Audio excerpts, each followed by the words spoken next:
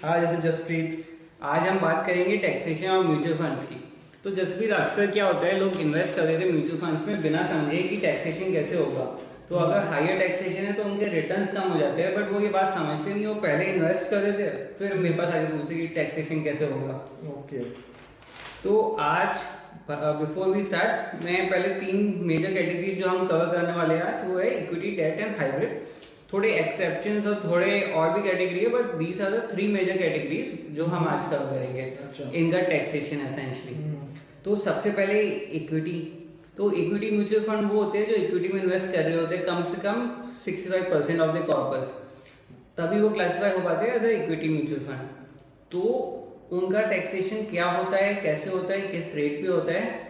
Before I go in that particular space, पहले मैं आपको समझाऊंगा long term capital gains tax क्या होता है और short term capital gains tax क्या होता है। इन case of equity mutual fund, अगर आप 1 साल से ज्यादा होल्ड कर रहे हो अपने म्यूचुअल फंड को, तो आपको जो भी गेन होगा 1 साल के बाद बेचने पे, तो that will be called as long term capital gains. उस पर जो टैक्स लगाती है भारत सरकार, उसको बोलते हैं LTCG, और उसका रेट है 10%। तो मैं एग्जांपल के द्वारा समझाता हूँ।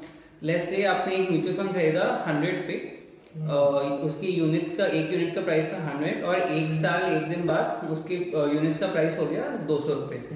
तो जब आपने बेचा तो आपको 100 रुपये का गेन हुआ।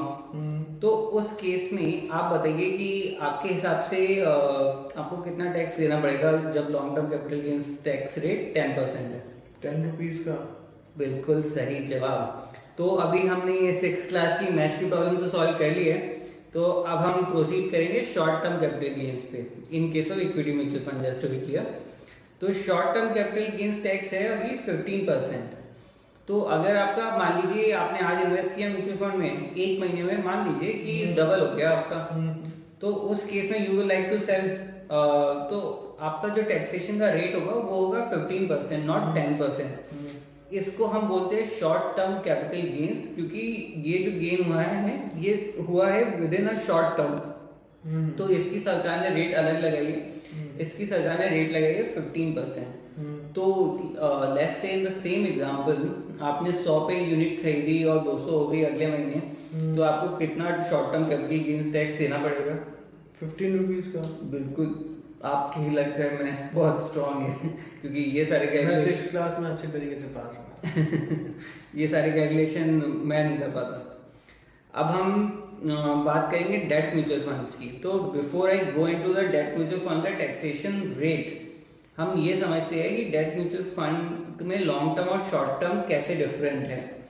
तो आपको पता है इक्विटी म्यूचुअल फंड में 1 साल से ज्यादा अगर आपने होल्ड किया तो आपका हो गया long term, but date mutual fund में ऐसा नहीं है।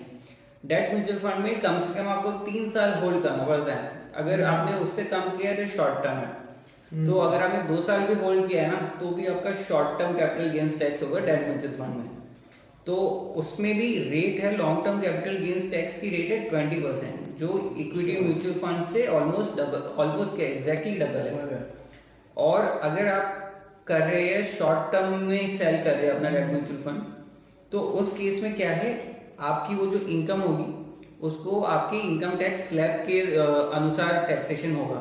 तो मान लीजिए आपने 100 रुपये का डेट म्यूचुअल फंड 1 महीने बाद या 2 महीने बाद या मान लीजिए 2 साल बाद भी बेच दिया, तो उस केस में अगर आपने बेचा है 200 रुपये पे, आपको 100 रुपये का कैपिटल गेन्स हुआ।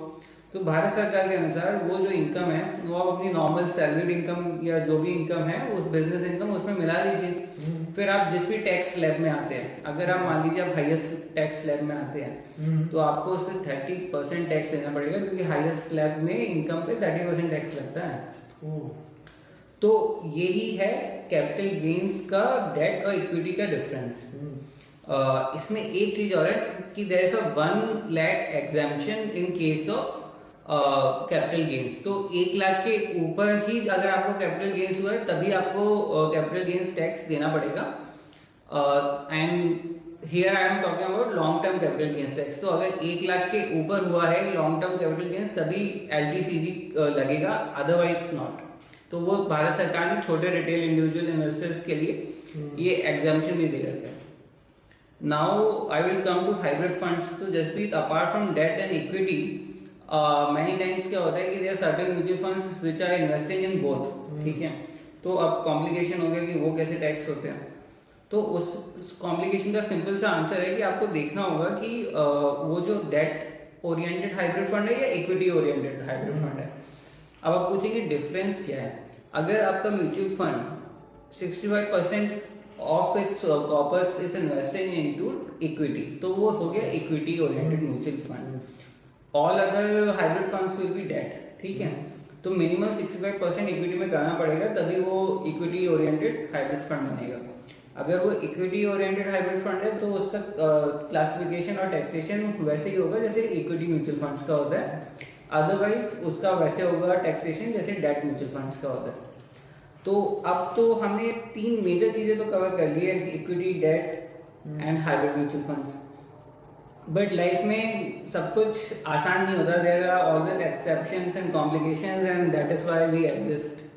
तो now I would like to simplify some complications in respect of taxation of mutual fund. सबसे पहले मैं बात करूंगा इंटरनेशनल म्यूचुअल फंड्स की। तो जसप्रीत क्या होता है कि there are lot of international mutual funds which have been launched by Indian mutual fund houses like Motilal Oswal ने भी, ईडलवाइस ने भी। ये जो म्यूचुअल फंड्स होते हैं ये ट्रैक इधर नैस्डैक, S&P 500 या यूएस का जनरली कोई इंडेक्स। जैसे भारत में सेंसेक्स है, निफ्टी है, वैसे बाहर S&P 500 या नैस्डैक 100 है। तो इंडिया की जो म्यूचुअल फंड्स है इनमें अगर आप पैसा इन्वेस्ट करेंगे तो ये पैसा सीधे जाएगा यूएस की कंपनी को। अब भारत सरकार के हिसाब से even if these mutual funds are investing in equity outside India, they will be treated as debt. तो अगर आप इनमें इन्वेस्ट कर रहे हैं तो आपको टैक्सेशन देना पड़ेगा डेट म्यूचुअल फंड के हिसाब से।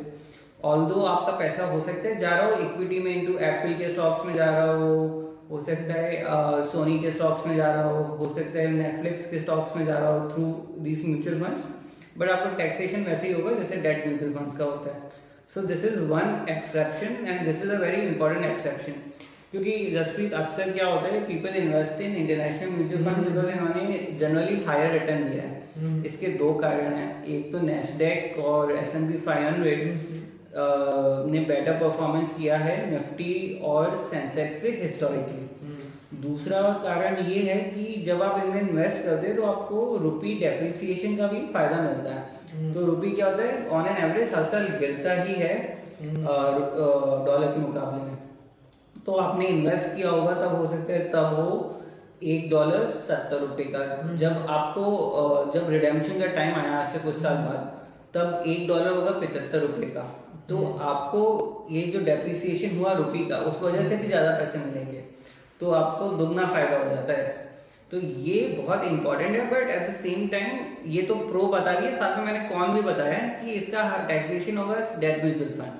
अगर जैसे अभी 75 रुपीज के अराउंड डॉलर चल रहा है, मान लीजिए कुछ इंडिया आज वैसे भी ग्रोथ में है, डेवलपमेंट में है, तो अगर मान लीजिए जो यूएस का डॉलर का रेट है थोड़ा सा कम हो जाता है इंडिया के कंपैरिजन में, तो उसमें फिर ये क्या फर्क पड़ेगा उसमें? आपका सवाल तो बहुत अच्छा है कि हो सकता है कि हमारा रुपी डेप्रिशिएट करने की जगह एप्रिशिएट कर जाए। तो ऐसा मतलब ऐसा होने की एक्चुअली संभावना बहुत कम है, क्योंकि अगर आप हिस्टोरिकली देखें तो हर साल रुपी गिरा ही है to the best of my knowledge. तो I don't see even if lot of I know that lot of FDI is coming, startup वगैरह है, बट नियर टर्म में तो ऐसा होने की संभावना कम है कि रुपी एप्रिशिएट करेगा, रुपी डेप्रिशिएट ही करेगा मेरे हिसाब से। अच्छा। अब मैं अगले कॉम्प्लिकेशन में जाता हूँ, gold and silver ETF. Gold and silver ETF are essentially mutual funds जो इन्वेस्ट कर रहे हो gold and gold related instruments में एंड सिल्वर रिलेटेड इंस्ट्रूमेंट्स में। तो इनमें जो भी पैसा जाएगा वो भी डेट म्यूचुअल फंड की तरह ही क्लासिफाई होगा, क्योंकि ये कंपनी की इक्विटी में नहीं जा रहा। तो भारत सरकार के हिसाब से आपको इनको वही टैक्सेशन देना पड़ेगा जो डेट म्यूचुअल फंड्स में देना पड़ता है।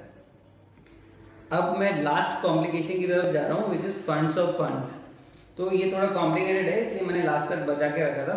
अब आइए इसको भी सिंप्लीफाई करते हैं। फंड्स ऑफ फंड्स में क्या होता है, आप इन्वेस्ट करेंगे एक पर्टिकुलर म्यूचुअल फंड में which is called fund of funds, and वो जो म्यूचुअल फंड है फिर और म्यूचुअल फंड्स में इन्वेस्ट करता है। तो इधर आपको ये समझने की जरूरत है कि generally funds of fund are classified as debt mutual fund, but इसमें भी एक एक्सेप्शन है। इसमें एक्सेप्शन ये है कि अगर कोई फंड ऑफ फंड है वो एक्सचेंज ट्रेडेड फंड्स में अपना 90% कॉर्पस इन्वेस्ट कर रहा है और उसने जिन एक्सचेंज ट्रेडेड फंड्स में इन्वेस्ट किया है वो फर्दर अपना 90% कॉर्पस अपना इन्वेस्ट कर रहे हैं into equity of share of companies in India, तो उस in that particular scenario it will be classified as a equity mutual fund, otherwise fund of fund will always be a debt mutual fund. तो ये थोड़ा complicated है and तो आप उसका कोई एग्जांपल बताएंगे, हमारे जो ऑडियंस है वो जानना चाहिए कौन सा ऐसे फंड ऑफ फंड है जो इक्विटी में ट्रीट करा जाता है। आपका सवाल बहुत अच्छा है बट मैं इसका आंसर ऐसे नहीं बताऊंगा। अगर if anyone wants to know the answer to this question आपको कमेंट करना पड़ेगा हमारे यूट्यूब वीडियो पे, और इस वीडियो पे जो भी कमेंट करेगा I assure you that I will reply to him और हर। ये तो मतलब दर्शकों के लिए बहुत ज़्यादा हेल्पफुल आपका ये सेशन रहा। आपने टैक्सेशन के बारे में पूरा बताया ऑडियंस को हमारी कि कैसे हम लोग म्यूचुअल फंड्स के टैक्सेशन को इजीली कर सकते हैं। तो बहुत बहुत थैंक यू आपका अभिजीत और एक्सपीरियंस शेयर करने का। और जसप्रीत आपका भी बहुत बहुत थैंक्स, आपने पूरा मेरे को झेला 15-20 मिनट तक, thank you. Okay, so please share and subscribe my video. We are a small startup, so each like, each share and each subscribe counts. Thank you. Take care.